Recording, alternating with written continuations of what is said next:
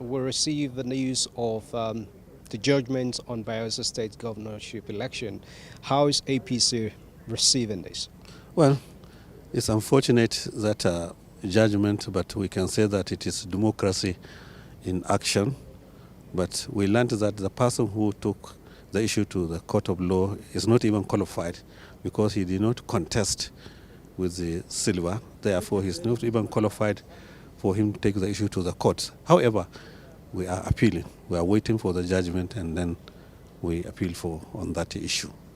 How do you think this appeal will address the issue and going forward subsequent cases? Well, last 2 weeks I was in Bayelsa for 2 good days and I think they were ready and they are still ready to win the election.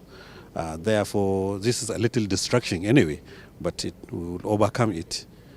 We believe the appeal court will give us a positive judgment so that, but that will not stop us from making arrangement for the forthcoming election, which is coming up on the 11th November 2023.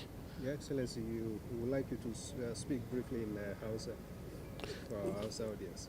To, kamar yadda ka sani, babu shakka kotu ta yanke shari'a cewa dan takararmu na gwamna Chief Sylva cewa bai cancanta ya tsaya takarar tsayawa gwamna ba, domin idan ya tsaya tun da can an taɓa rantsar da shi har sau biyu, wato zai wuce shekara 8 da tsarin mulki ya nuna kujerar gwamna.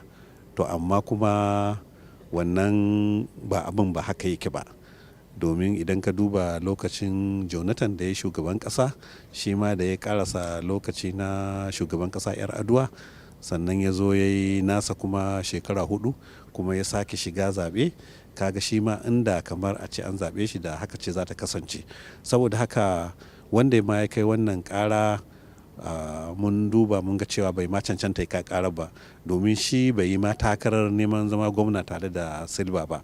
Saboda haka za mu ɗaukaka wannan ƙara. To amma dai ka san harka ce ta dimokuraɗiyya kuma ba abu ne na ɓata rai ba, abu ne kawai na abi ka'ida da kuma yadda doka ta nuna.